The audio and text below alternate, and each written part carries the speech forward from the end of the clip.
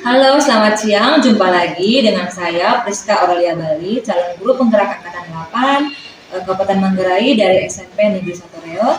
Siang ini saya tidak sendiri, saya dengan Ibu Hardianti Rena, yang merupakan guru IPS di SMP 1 Reog juga. Kami akan melakukan kegiatan coaching dan supervisi akademik. Terima kasih.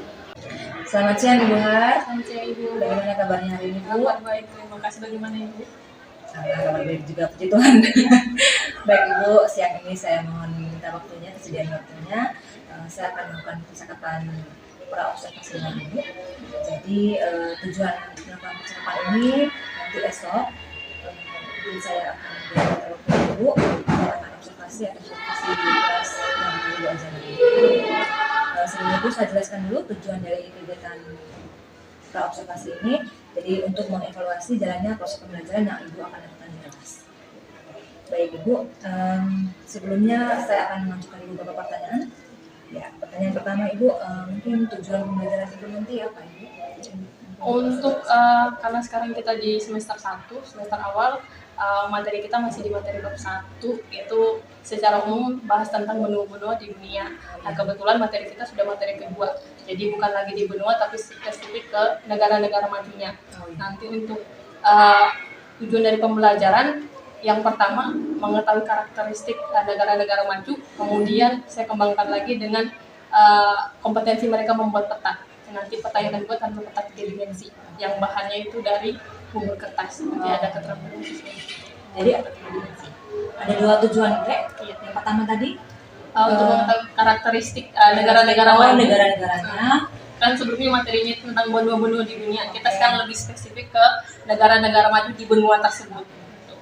Jadi kumpulkan datanya dulu, nanti baru tujuan yang kedua bagaimana mereka bisa membuat peta ya. Peta 3 dimensi berkaitan dengan bahannya dari bubur kertas tadi, yang materinya atau bahan observasi pertama itu dari tugas yang mereka kerjakan tentang negara-negara maju, karakter. Saling berkaitan Ibu ya. Jadi ada 2-3 tahapan gitu. Baik, terima kasih. Pertanyaan berikut Ibu, area pengembangan atau aspek mana yang akan Ibu kembangkan nanti dalam kelas?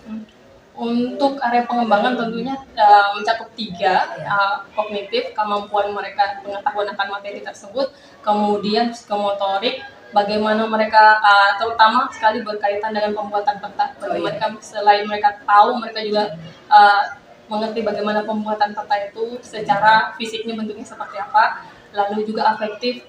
Tentu saja kegiatan pembelajaran ini saya usahakan semaksimal mungkin untuk melakukan adanya kerjasama dalam kelompok. Oh iya, baik. Jadi kalau saya ambil secara garis besar pengetahuan, bagaimana mereka mengumpulkan data, lalu keterampilannya mereka membuat peta itu, Ibu ya? Oke, baik. Pertanyaan berikut Ibu, dalam pembelajaran Ibu di kelas mungkin ada model, metode, strategi atau pendekatan apa yang akan Ibu lakukan? Untuk pendekatan, saya akan menggunakan pendekatan saintifik, terutama untuk tahapan yang pertama. Jadi mereka bagaimana untuk mencari informasi tentang karakteristik negara maju dari buku ataupun lembar bacaan yang telah saya sediakan.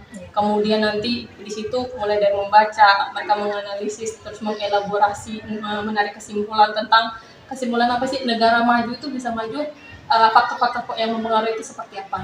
Gitu. Kemudian metode tadi ya. Metode saya menggunakan metode kerjasama dan kelompok. Terus media yang saya gunakan cukup banyak, ada PowerPoint, kemudian saya juga sering sekali menggunakan atlas, peta, kemudian video-video dan bahan bacaan yang saya ambil dari internet. Jadi kalau pendekatannya pendekatan saintifik Ibu, lalu metode atau modelnya mungkin Ibu menggunakan PTT, itu metode menggunakan IT Ibu ya, menggunakan teknologi. Jadi dengan menggunakan atlas dan juga video-video, hal-hal yang nyata yang akan dilihat oleh mereka. Baik Ibu.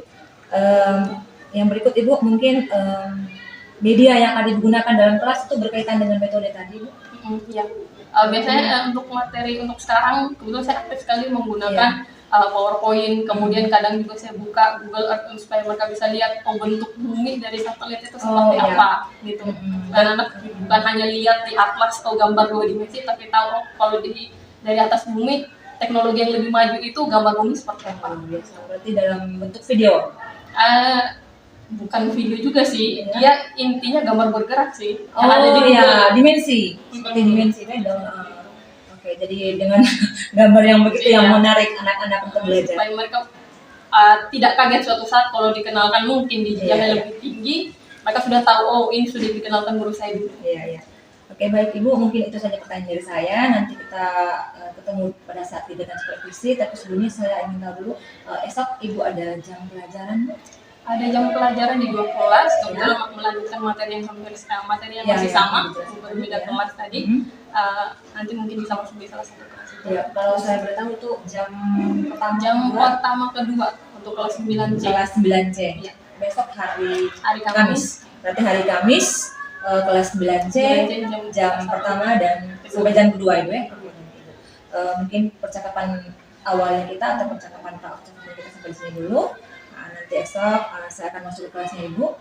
Setelah saya amalkan kegiatan observasi di kelas, mungkin nanti akan juga kita kembali lagi seperti ini, akan melakukan percakapan pasca observasi. Saya minta waktunya. Oke, baik Ibu, sampai sini dulu. Nanti kita ketemu esok. Terima kasih. Sama-sama Ibu. Jadi pada hari ini lagi kita di pelajaran IPS. Nah, sebelum kita melangkah lebih jauh, karena kita tadi sudah memulai kegiatan pagi dengan sudah pagi dan depan. Jadi hari ini saya mau tanya kehadiran kalian dulu. Ada kalian tidak hadir? Ada Bu.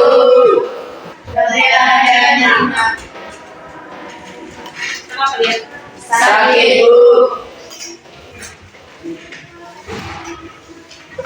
Namanya kan? Gabriela Rina.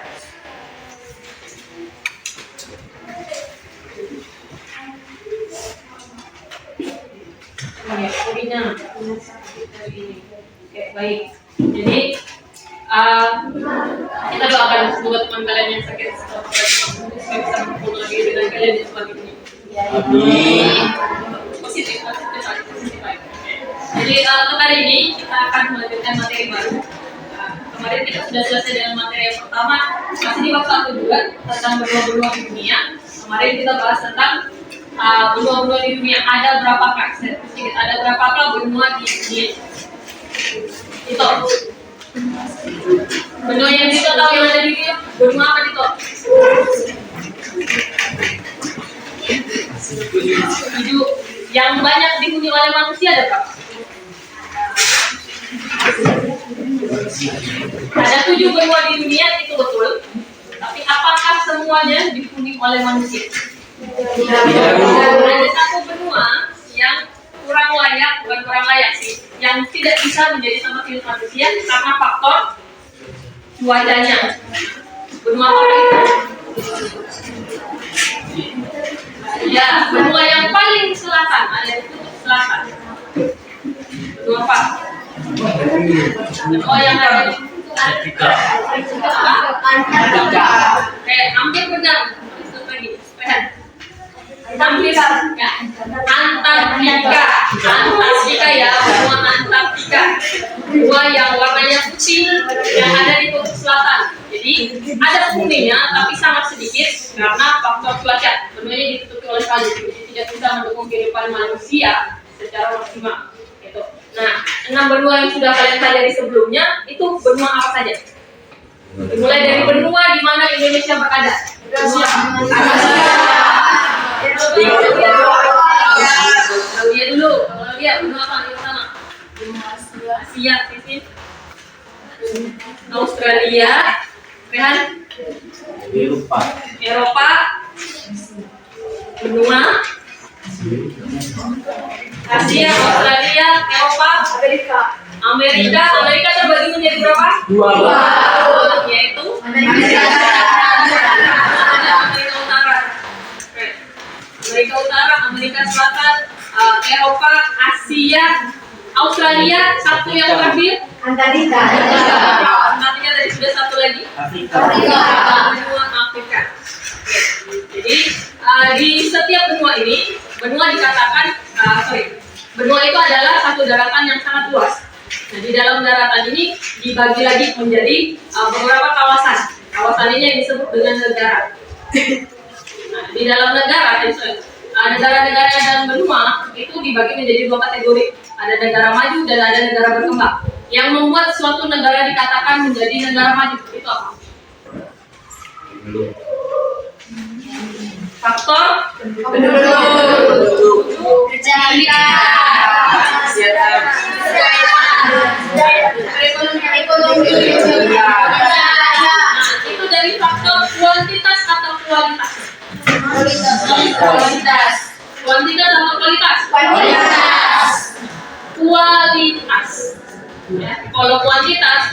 membicarakan tentang jumlahnya banyak atau sedikit. Kalau kualitas kita membicarakan mutu yang kita lihat dari segi pendidikannya, kesehatan, dan juga ekonomi atau pendapatan atau pekerjaannya. Nah, negara-negara maju ini biasanya dilihat dari 3 faktor ini.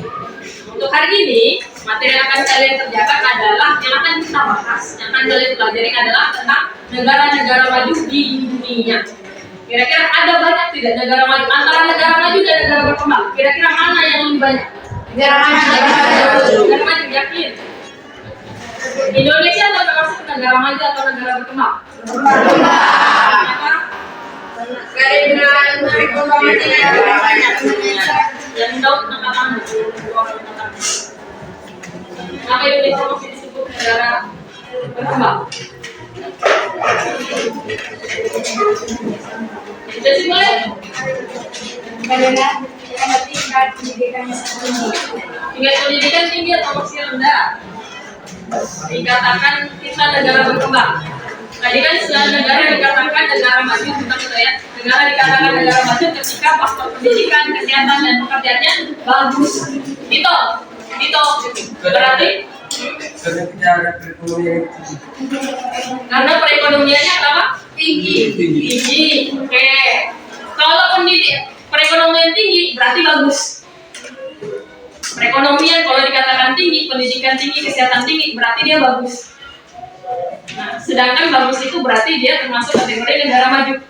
Indonesia apakah sudah sebagus itu? Indonesia sudah tinggi atau masih rendah? Tinggi dari mana?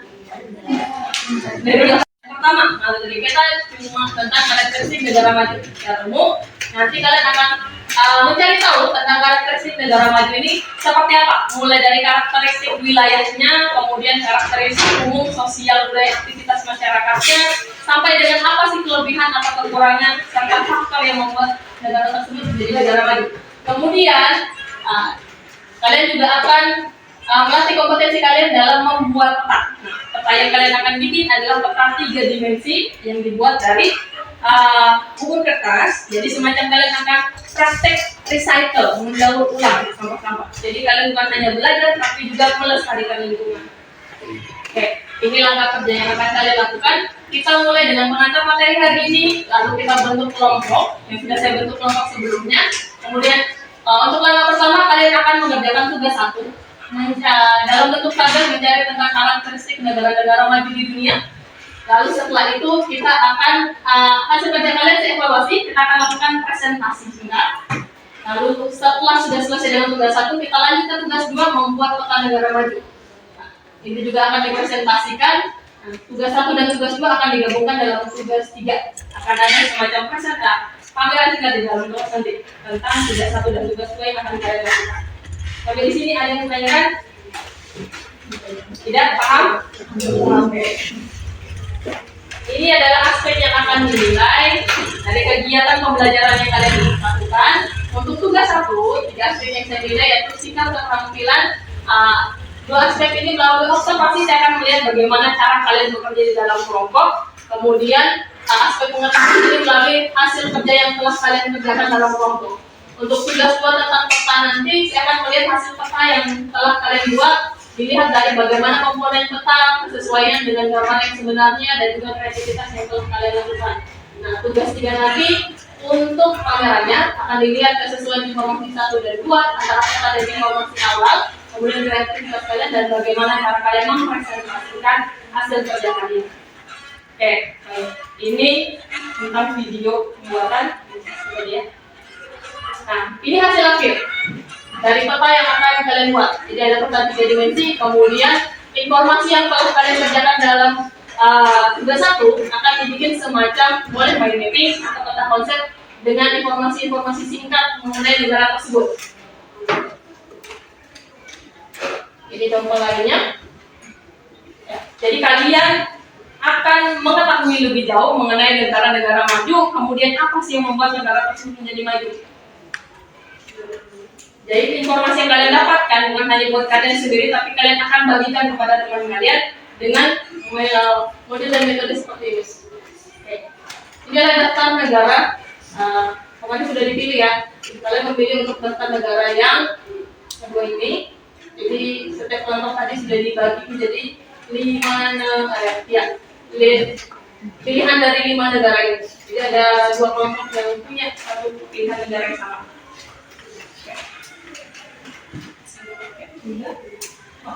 Oke, sejauh ini ada yang mau ditanyakan? Tidak? Tidak ada Ibu. Selanjutnya kita lanjut fisik negara-negara maju di dunia. Kemudian nanti dalam waktu 10 menit kita presentasi ya. Oke? Silakan mulai bekerja.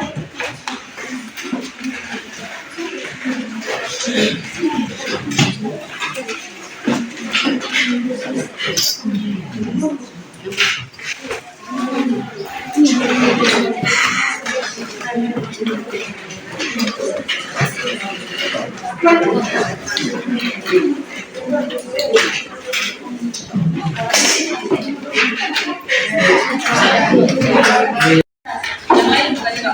Lihatin. Pagi teman-teman. Pagi Ibu. Kami dari kelompok 5 mau mempresentasikan hasil diskusi kami. Sebelum saya berprestasi, saya perkenalkan diri dulu. Perkenalkan, nama saya Dinusius Nufantino, biasa dipanggil Nufan. Informasi umum, letak astronomis. Australia terletak pada 113 derajat bintang timur, 155 derajat bujur timur, dan 10 derajat bintang selatan, dan 43 derajat bintang selatan. Letak geografis, Australia terdiri atas 8 negara bagiannya yaitu Australia Utara, Australia Selatan, Australia Barat, Victoria, Wales, dan Queensland, Tasmania, dan daerah khusus ibu kota. Luas wilayah benua Australia adalah 8.949 km. 8.945 km. 8.945.000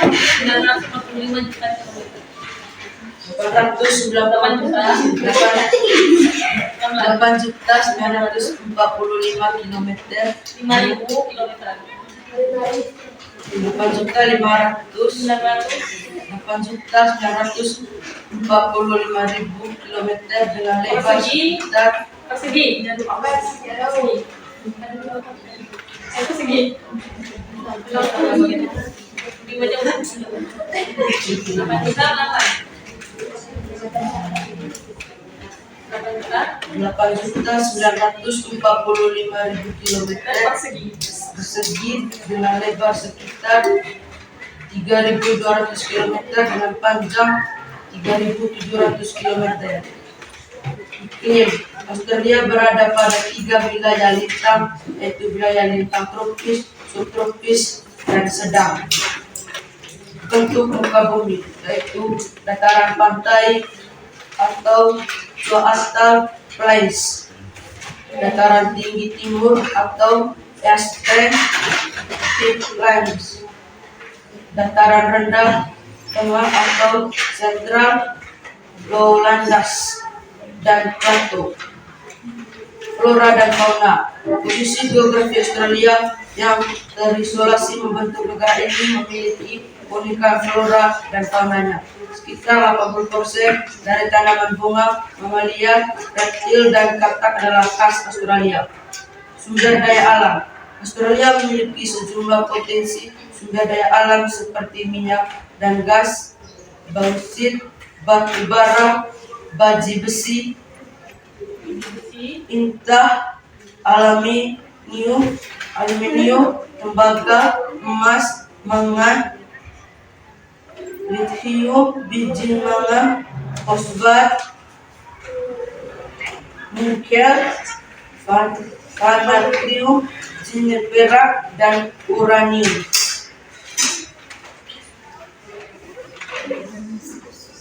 Informasi khusus.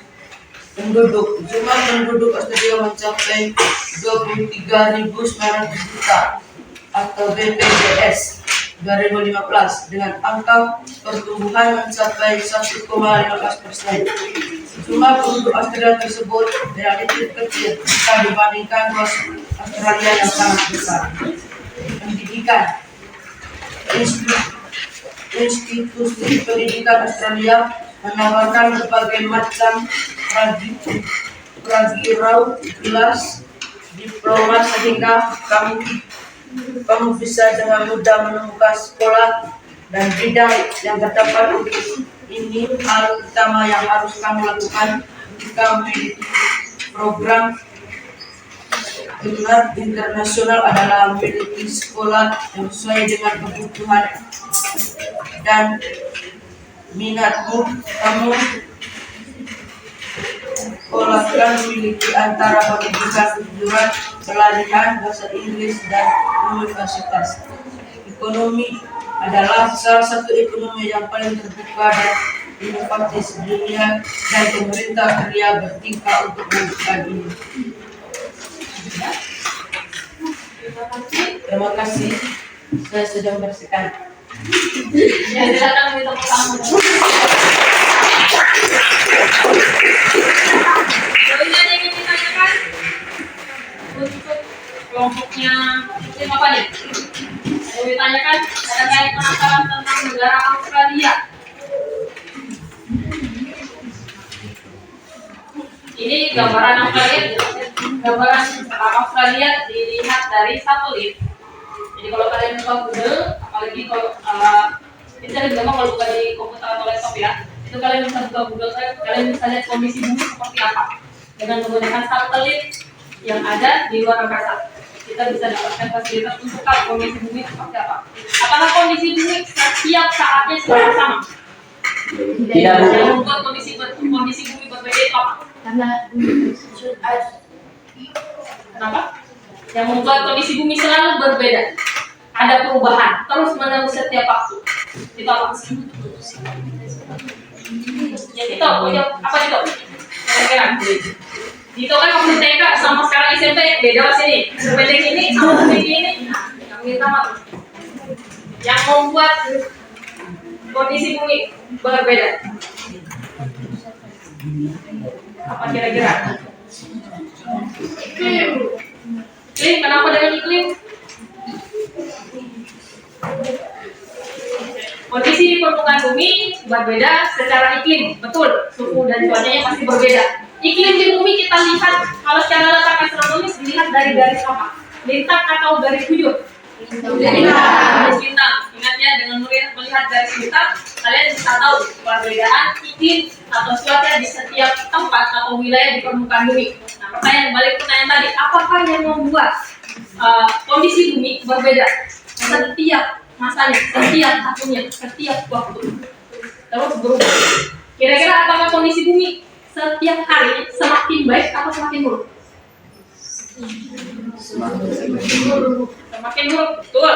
Yang membuat kondisi buruk tersebut adalah karena perubahan cuaca yang disebabkan oleh kondisi alam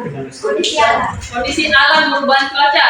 Ini disebabkan oleh aktivitas makhluk hidup yang paling banyak menempati bumi, yaitu manusia. Kondisi perubahan yang ada di bumi itu disebabkan akibat aktivitas manusia. Bumi yang awalnya banyak lahan hijau karena populasi manusia semakin banyak setiap tahunnya, dilakukan banyak pembangunan mulai dari rumah, fasilitas umum, pasar, sekolah dan sebagainya. Nah, pembangunan itu pasti ada dampak buruknya. Kalian pasti pernah dengar berita gajah masuk kampung. Kenapa? Ada gajah masuk kampung, gajah masuk kebun orang, terus diburu sama manusia. Kenapa kira-kira? Gajah yang harusnya tinggal di hutan, tapi kenapa main sampai ke kampung orang?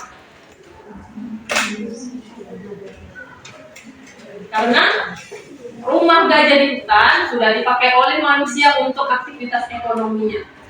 Jadi apapun perubahan yang ada di bumi itu adalah akibat dari ulah manusia atau aktivitas manusia itu sendiri, terutama dalam aktivitas pemenuhan kebutuhannya, terutama lagi aktivitas ekonominya. Ya, jadi kondisi bumi tidak akan sama setiap harinya ataupun setiap tahunnya. Dengan melihat peta yang modern seperti Google Earth ini, kalian akan tahu, oh letak suatu wilayah di mana, terus buat apa saja yang ada dari waktu ke waktunya. Nah, sekarang kita balik ke peta, wilayah Australia. Silakan lihat di depan. Warna apakah yang kalian temukan dari wilayah Australia? Warna yang dominan, warna apa? Hijau. Orange. Kecoklatan. Ya. Orange kecoklatan. Ada yang tahu kenapa warnanya orange kecoklatan?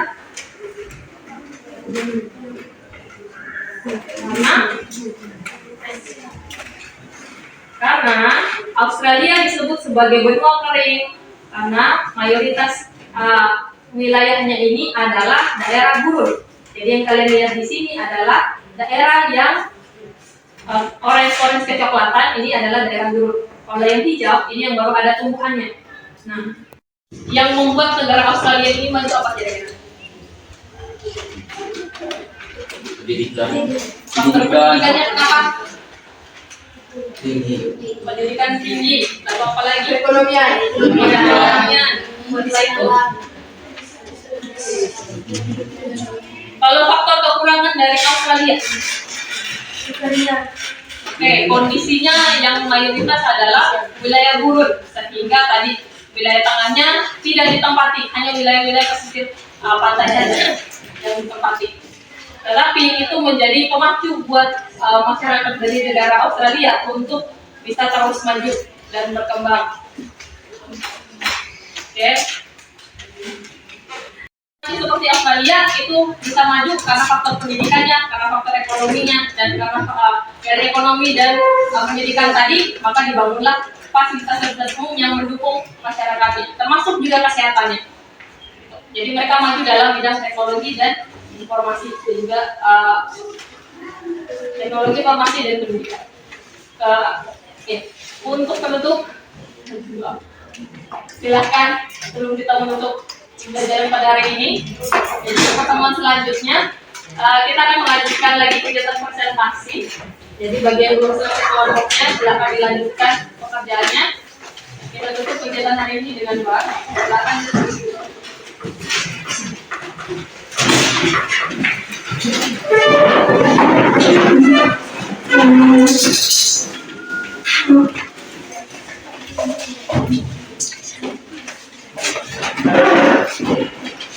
Sekalian hati dapat berdoa. Karena saya mengaku ini seiman dan percaya saya yaitu agama kedua.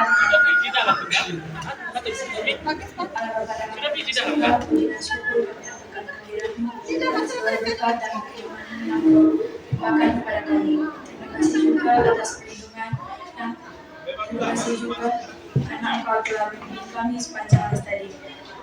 Semua doa ini kami serahkan ke dalam Tuhan kasih-Mu karena Engkau yang berkuasa kini sepanjang masa.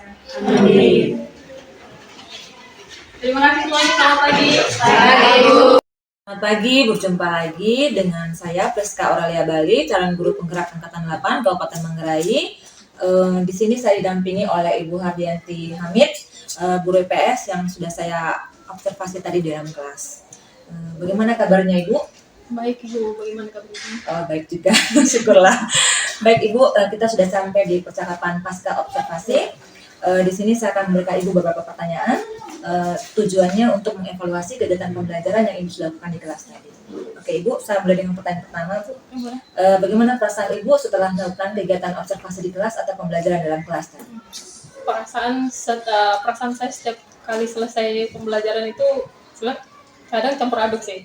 Kadang senang, kadang juga agak masih bingung ini anak-anak kira-kira apakah sudah paham sekali atau masih ada yang mengganjal. Tapi saya lihat dari kegiatan pembelajaran tadi lebih dari 50% anak-anak cukup antusias dalam kegiatan pembelajaran, jadi saya perasaan cukup positif. Oke, baik. Perasaannya positif, walaupun bercampur aduk tapi tetap positif. Dan respon anak-anak juga menunjukkan bahwa reaksi positif tadi. Iya Ibu. Baik Ibu, saya lanjutkan pertanyaan yang berikut. Mungkin Ibu bisa tekan kembali area pengembangan atau aspek mungkin ada tahap-tahap pembelajaran yang Ibu sudah lakukan tadi dalam kelas. Ya. Untuk materinya, karena kita masih di materi 21, materi tentang negara-negara maju, kebetulan saya fokuskan pada bagaimana mereka mengetahui tentang karakteristik negara maju, dan juga nanti ada pembuatan petanya. Nah, area pengembangannya itu tentu saja saya ambil 3, saya fokuskan pada kemampuan pengetahuan mereka, itu bagaimana mereka untuk kan kegiatan 1 nanti saya bagi menjadi 3 tugas. Ya. Jadi ada tugas 1 tentang mencari informasi tentang negara maju, kemudian tugas 2 nanti mereka membuat fakta negara maju tersebut, tugas 3 nanti mengelaborasi menggabungkan antara tugas 1 dan tugas 2 supaya mereka jelas tentang informasi negara maju tersebut. Nah, saya ambil 3 aspek penilaian, mulai dari pengetahuan mereka, bagaimana mereka mencari informasi tentang negara maju, kemudian dalam keterampilan bukan saja pada bagaimana mereka membuat fakta, tapi tugas 1 itu mereka membuat tabel. Itu yang sebenarnya mau saya fokuskan juga, karena